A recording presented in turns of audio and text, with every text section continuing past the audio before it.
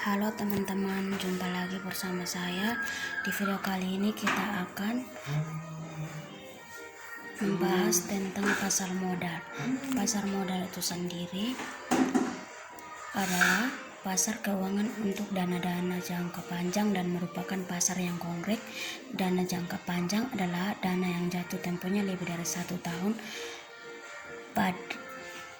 Pasar modal dalam arti yang sempit adalah suatu tempat dalam pengertian fisik yang terorganisasi tempat efek-efek dipandangkan yang disebut bursa efek. Pengertian bursa efek adalah suatu sistem yang terorganisasi yang mempertemukan penjual dan pembeli efek yang dilakukan baik secara langsung maupun tidak langsung. Pengertian efek adalah setiap surat berharga yang diterbitkan oleh perusahaan. Misalnya surat pengakuan utang, surat berhasil komersial, saham, obligasi, tanda bukti utang, bukti raib, dan waran. Yang ketiga, definisi pasar modal menurut Kamus Besar Modal dan Modal adalah pasar konkret atau abstrak yang mempertemukan pihak yang menawarkan dan memerlukan dana jangka panjang, yaitu jangka 1 tahun ke atas. Umumnya yang termasuk pihak penawar adalah perusahaan asuransi dan pensiun, bank-bank tabungan, sedangkan yang termasuk peminat adalah perusahaan, pemerintah, dan masyarakat umum.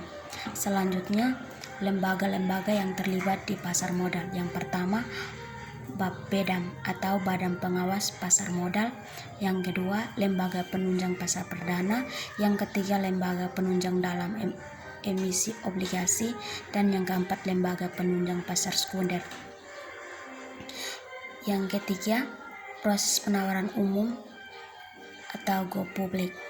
Penawaran umum adalah kegiatan yang dilakukan oleh emiten untuk menjual efek kepada masyarakat berdasarkan tata cara yang diatur oleh undang-undang dan peraturan pelaksanaannya. Kegiatan ini lebih populer disebut sebagai go public. Go public dapat menjadi strategi untuk mendapatkan dana dalam jumlah besar, dan tersebut dapat digunakan untuk melakukan ekspansi, memperbaiki struktur permodalan, dan investasi. Dengan adanya proses penawaran umum, perusahaan emiten akan mendapatkan banyak keuntungan. Keuntungan yang dapat diperoleh dengan adanya penawaran umum adalah dapat memperoleh dana yang relatif besar dan diterima sekalipun tanpa melalui termin. Proses yang kedua, proses untuk melakukan go public relatif mudah sehingga biaya untuk go public juga menjadi relatif murah. Yang ketiga, perusahaan dituntun untuk lebih terbuka sehingga hal ini dapat memacu perusahaan untuk melakukan pengelola dengan lebih profesional. Yang keempat, memberikan kesempatan pada kalangan masyarakat untuk turut serta memiliki saham perusahaan sehingga dapat mengurangi kesenjangan sosial. Yang keempat, proses pencatatan Bursa Efek Indonesia.